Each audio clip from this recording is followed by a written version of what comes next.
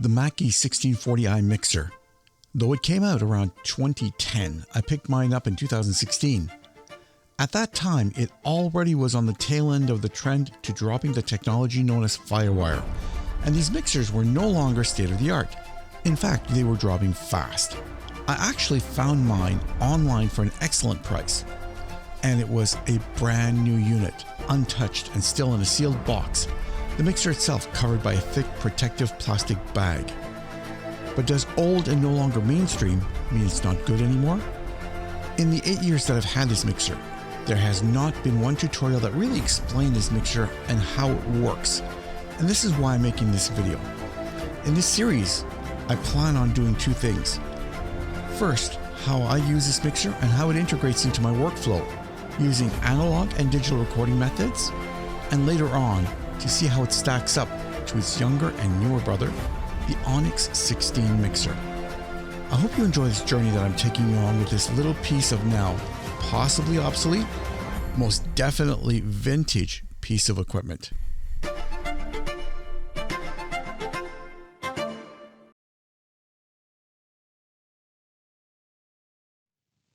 The Mackie mixer is almost perfectly laid out. If we divide it into sections, it'll make it easier for us to understand how it works. The first section is the channel strip, and this is where we control all the aspects of an individual input. There's the control room section, where we can see where items are sent to and the output levels on the VU meters. There is the master aux control section, where we can control where our auxiliary outputs and inputs work. There's the TalkBack section, where we can communicate with our musicians who are remotely located. This is the section where we control all our sub mixes. And this is where we control our master output or main mix output. Let's take a look at an individual strip and see how it works. Looking at our first 4 channels, let's just concentrate on channel 1 for a moment. At the top, we have our 48-volt phantom power button. Just to the right of that, we have our Firewire line selection switch. On the next row, we have a high pass. And just to the right of that one, we have the high Z button that permits us to connect guitars and others to the system. Please note that only channels 1 and 2 have high Z. Underneath that, we have our main gain knob. The next section up is the EQ, starting with the Firewire pre and post button. In the pre, it passes a clean signal to your DAW. In the post, whatever you have your EQ set to gets burned to the signal and sent to the Firewire, captured onto your DAW. I always prefer to have this in the pre position and do my modifications afterwards in the box. The actual equalizer section is split off into high, high mid, high low, and a low sections. We have a frequency that is sweepable for the high mids and the low mids, giving us some awesome flexibility to adjust the sound just the way that we like it. The final button in this section is the EQ in or out button. With this is a quick way to bypass the EQ and do a quick A/B comparison of what the system sounds like with your equalization settings and without. The Mackie mixer has 6 aux sends per channel, and these controls allow you to set up to 6 independent mixes. Typically, these are used for running either stage monitors or external effects processors. These are line level outputs. And if you want them to use external processors or external power amps, they're line level. And typically they're used to return the output from external processors back into the mix. Underneath the aux section, we have the pan button. This is used to move our selected item anywhere between far left to far right in the stereo image. The mute button is a fast and easy way to mute one or more particular channels. Notice that there is beside the button a little red light indicating that this channel has been muted. The fader section. This section is divided off into 3 areas. The first section is the actual fader that we move up and down to set the volume level of the channel. On the top right of every channel strip, we have 4 indicator lights that give us readings on the status of the channel's input signal.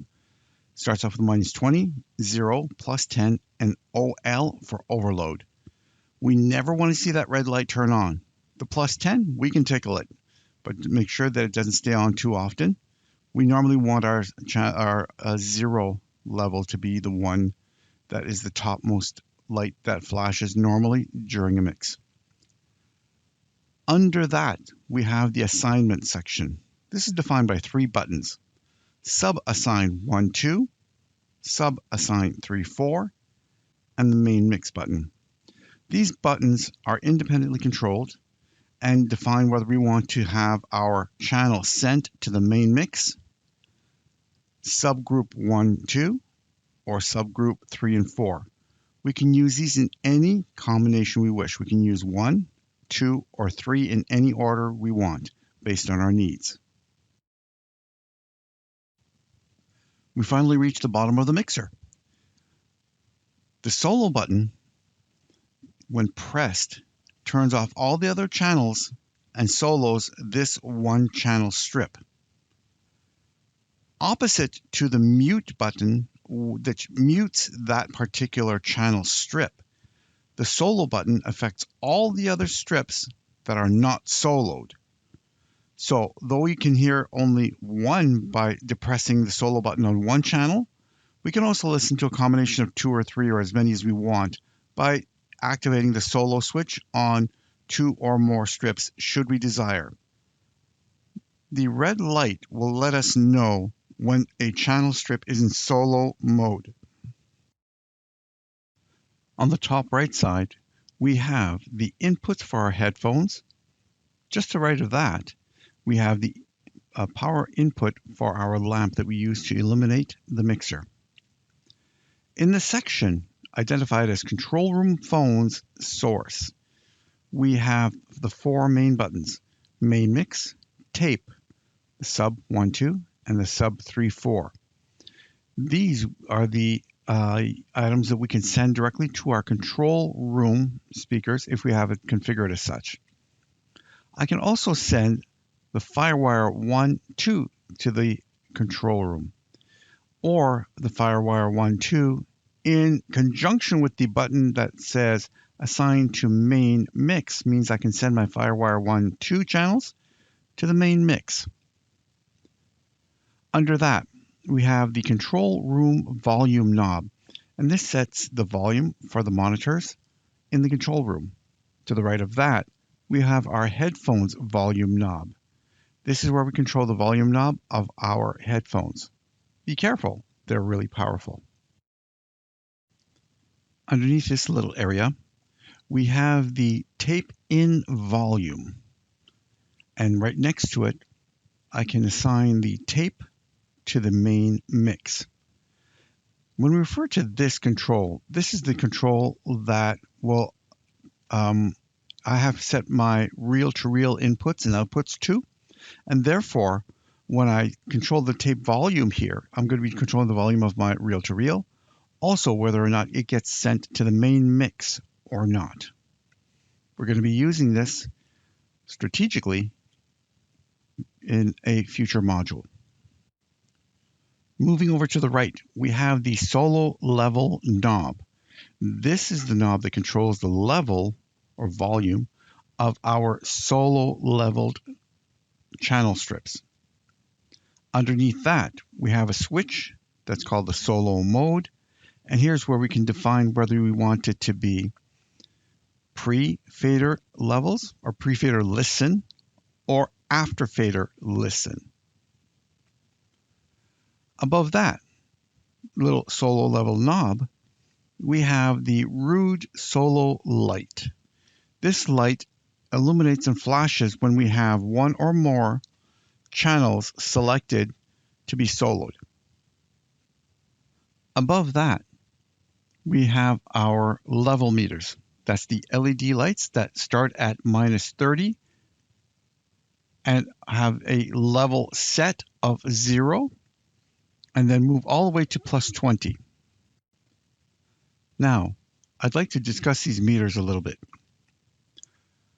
A lot of people that use this mixing console, when they would set their levels to peak at the 0 mark and they were recording, they would look in their DAW later on and say, hey, this thing is, something's wrong with it, because it would record at -18 or so, between -12 and -18. And the waveforms were not very tall, and the recording seemed quiet. That's done very much on purpose by Mackie. That's a big safety measure. The vast majority of VSTs and plugins work or were designed to work with wave files that were in the -12 to -18 dB range. So best performance is raised at that level. However, if you want the big wave files and you want to touch 0 dB in the digital realm, you have to go up to +20 on the meters. Okay? But be careful.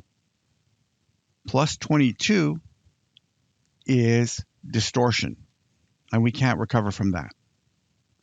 So again, if you're doing recordings for studio sessions, you're going to record at the 0 dB mark and then adjust your outputs in the final post-process. If you are live mixing, don't be afraid to get them nice and high. Okay? I like to, personally, for me, my preferences are to push them into the +15 and never see +20. So that way I am always under clipping. And that's how these meters work.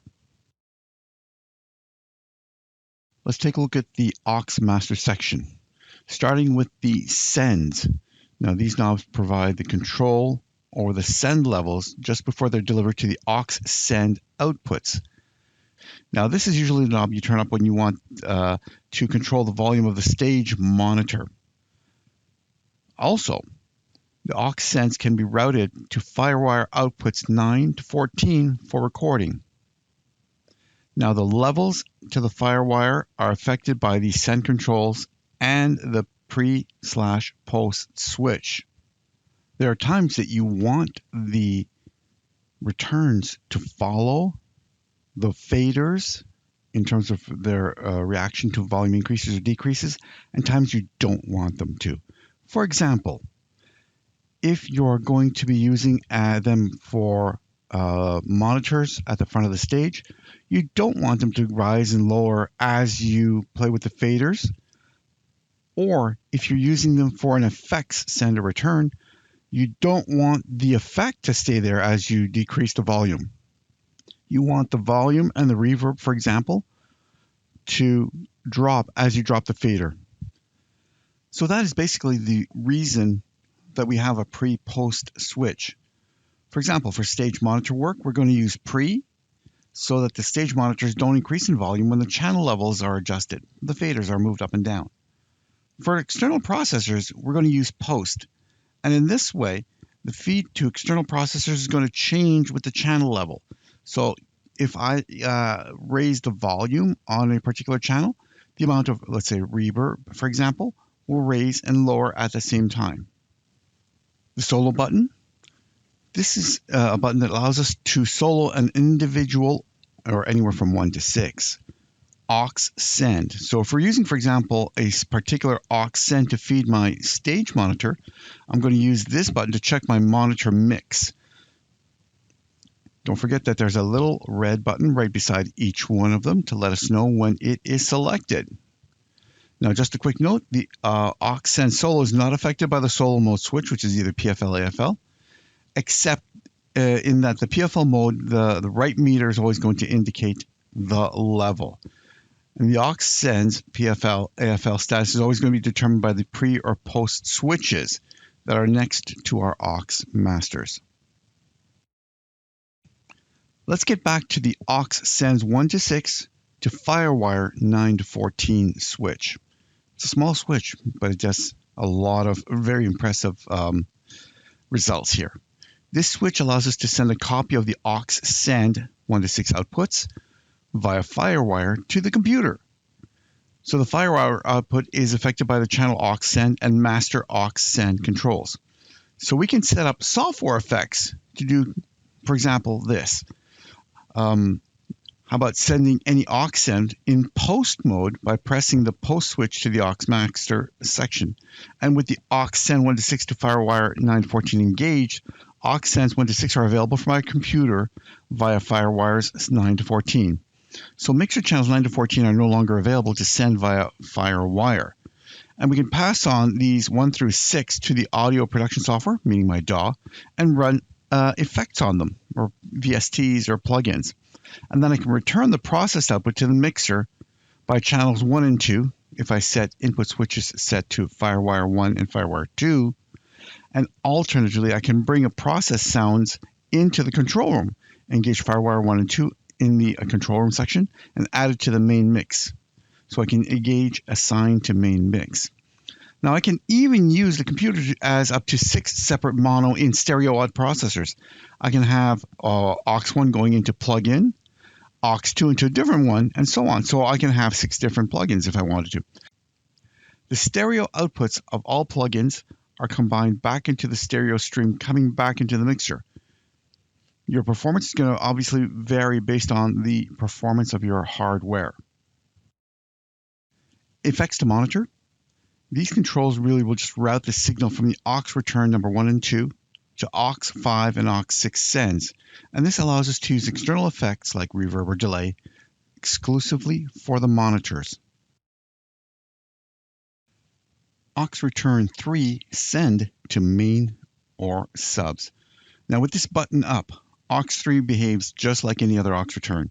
It delivers a stereo signal regulated by its level knob to the main mix. When I push this button down, the aux 3 return signals are removed from the main mixes and then sent to the sub either 1, 2, or 3, 4 level switch.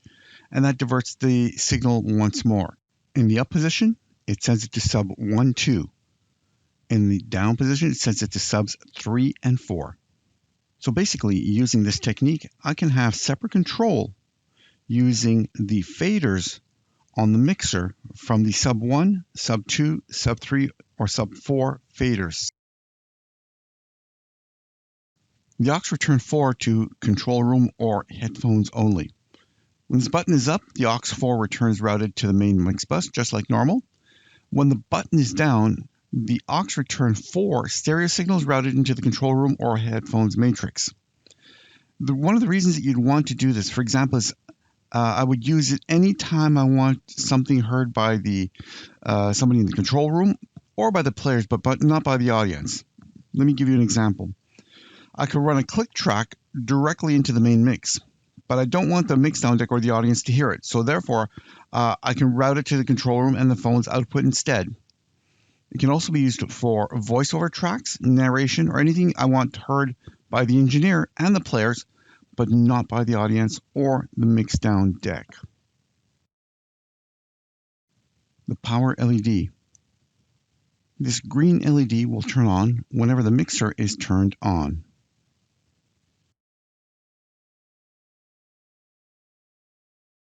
The TalkBack section. This permits the sound engineer to communicate with the people either in the band, via either their headphones, or through the monitors using the aux 1 to 6 output. There's a built-in integrated dynamic mic built into the top of the soundboard, and its level is controlled with the level meter integrated here. If you want to, you can use an external mic. The external mic is plugged into the back of the mixer in this particular section. To activate the external mic, you have to press the external mic option. To use the TalkBack feature, either the destination phones or destination aux 1 to 6 or both need to be depressed. And then we press the TalkBack button to activate the feature.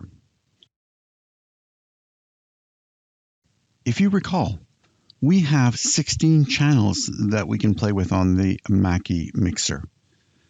And we can set which group we're going to be sending each channel to by using either the sub-assign 1, 2, 3, 4 buttons or the main mix. And we can do this in any combination we want. Just the main mix, just a sub 1 and 2, just a sub 3 and 4, or any combination. This is controlled by the master fader section. The master fader section can be divided off into two sections.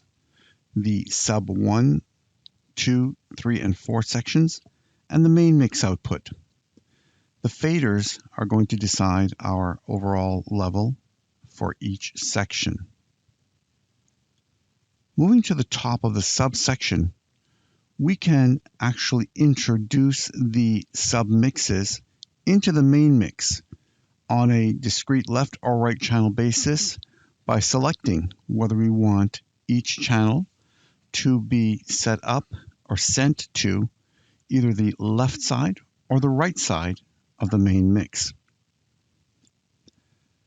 At the bottom of the faders in the subsection, we have a button that will send subs 1 through 4 to Firewire 5 to 8.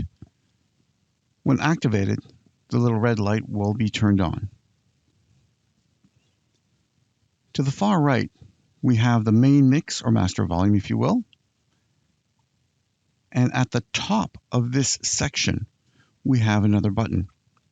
This button is the assign to Firewire 15 and 16, so that I can send my main mix out to the DAW using channels 15 and 16. And that completes the layout of the Mackie mixer.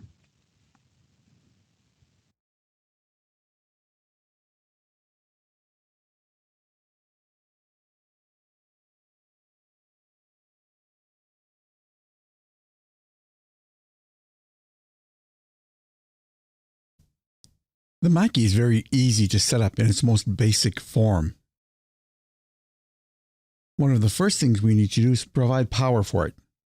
And we do that by plugging in the cable into the power input, which is number 1 here in the picture. That gets put into your wall socket. The next thing you need to do is to plug in your Firewire.